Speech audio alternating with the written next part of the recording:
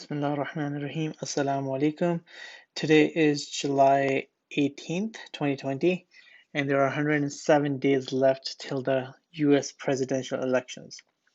Over the past few weeks, we have been discussing the need to prepare and actively engage in these elections to have our voices heard as a community. Last time, we discussed several examples where Shias of Imam Ali alayhi salam, especially those living in the countries where there is freedom of speech, have remained quiet on world affairs, as injustice swept through lands. As a result, this has become a second nature, one might guess. In order to understand why we have remained quiet and why we remain quiet, and why our voices are so subdued without any clear direction, one needs to understand the causes of this inaction. And this can only happen by understanding the historical context. There was an initiative undertaken a few years ago to understand the reasons behind the current state of the affairs of Shias of Imam Ali alayhi salam. And just to give some context, this happened when there was a lot of killing happening in Pakistan of Shias.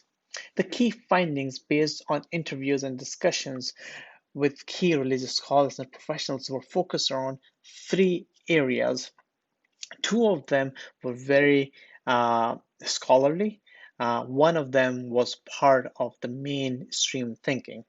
And the first one was focused on lack of leadership. The second one was focused on lack of organized finances. And the third one was focused, at least from a mainstream thinking, that nothing can happen till the Imam comes back. So these are good starting points to start the conversation, but I want to dig deeper. And I want to dig deeper through the lens of time. Since the Shias of Imam Ali alayhi salam have been persecuted throughout ages, I would like to divide this discussion into four parts.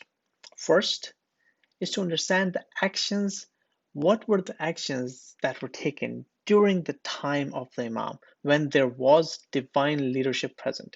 Second, want to understand how Shias have been persecuted over the past 1400 years, and the period we're going to take is from 632 AD to 2000 AD, which is equivalent to year of Hijrah to 1400 years.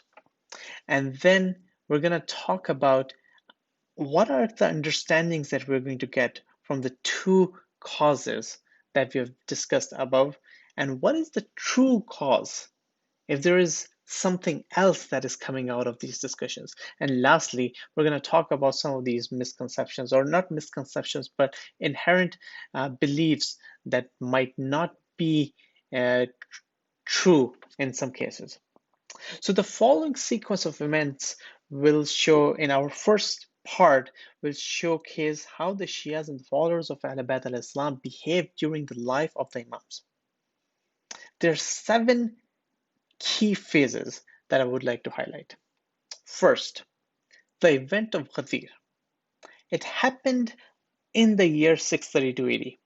It was the same year when the Prophet passed away.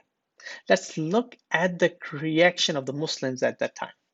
While there was no classification between Shias and Sunnis, all the Muslims had just heard the Prophet outlining the importance of the Vilayat of Imam Ali alayhi salam and his 11 successors. At that time in Medina, there were two groups of people among Muslims. One who loved or at least appreciated Imam Ali, and those, on the other hand, who were jealous and were hell bent on not letting Imam Ali become the successor of the Prophet. And there are many riwayat around this. I'm not going to go into that.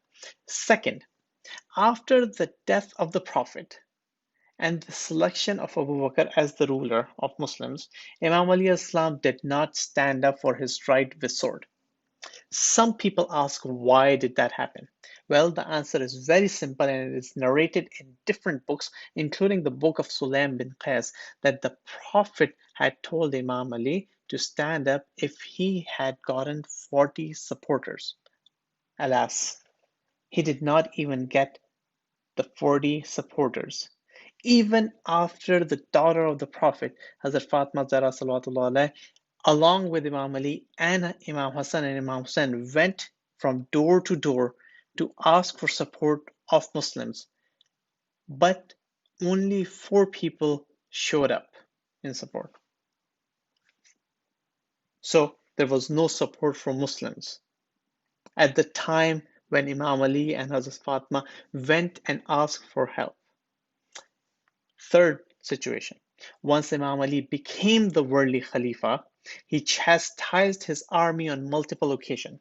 Imam Ali's rebuke of his army for inaction, being comfortable, and letting the enemy ravage the cities is well documented in Nahjul Balagha.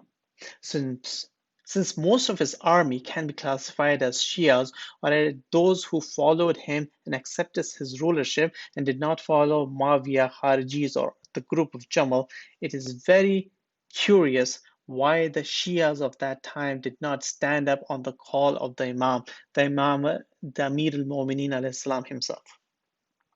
Fourth, these same followers who were following Imam Ali under his Khilafat left Imam Hassan al-Islam, and as a result, because of lack of supporters, he had to vacate the Khilafat and sign a truce with Muawiyah, which laid the foundation for Karbala.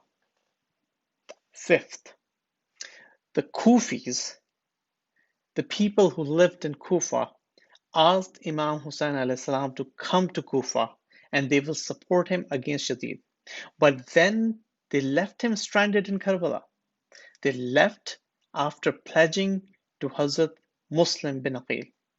Who can forget that prayer when thousands of people started praying behind Muslim bin Aqil, but when the prayer ended, only few were left. All of them deserted during the Salah because they were afraid of Ibn Ziyad. What kind of followers and Shias were they? Who saw their Imam, who saw his official representative and then left him alone.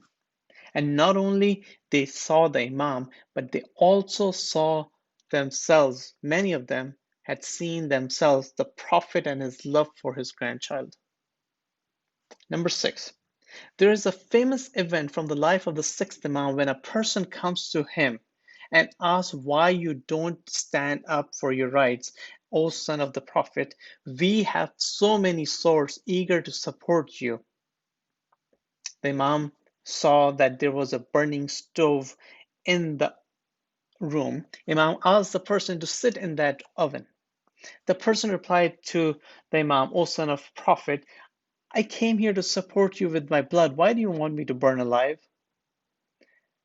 The Imam said nothing and kept talking on other topics. Then another companion of the Imam came into the room. Imam asked this companion to go into the oven, and the person did not ask any question. He just opened the lid and sat down. Now the first person started looking and thinking about what is happening to this person in the oven. After some time, this person started looking very anxious. So Imam asked, are you worried about what is happening to this person sitting in the oven? Why don't you go and check him out? When he looked inside, he saw that the fire did not even touch the clothes of that person while he was sitting there. The Imam replied, how many Shias like this do you have? And the other person did not have any answer. So the conclusion from this particular story in sixth aspect is Imams are looking for certain type of characteristics. And number seventh, and lastly, after Imam Hussein al-Islam, Shias mostly kept quiet. There were some uprisings, but the Imams never supported those because they did not see the fire that they wanted to see. And then there came a time, especially after the eighth Imam, that people used to come to the Imams and asking, who will be the successor after you, knowing what will happen, meaning you will die, or you will be killed or martyred. But no one said, we're going to protect you with our life. That's a question mark for us. And these are all 7 question marks. How did the people act in front of the Imams when they had divine leadership? So, if we get the divine leadership, why would we act differently? There was something wrong with their behavior, and we need to fix that. And therefore, what happened in the past is history. We can only learn from these events and change. As Allah has promised in the Quran, that Allah will change a nation when they decide to change themselves. And that is why I humbly request that the next 100 days will be very important. We need to unite and convey a joint message on behalf of the Shias around the world. We need to convey our concerns and need to highlight our needs in one voice so that they are not isolated, but rather coming from a united community, which is united in faith and believes in the message of the Prophet and the Ahlul Bayt alayhi salam. Assalamu alaikum wa rahmatullahi wa barakatuh.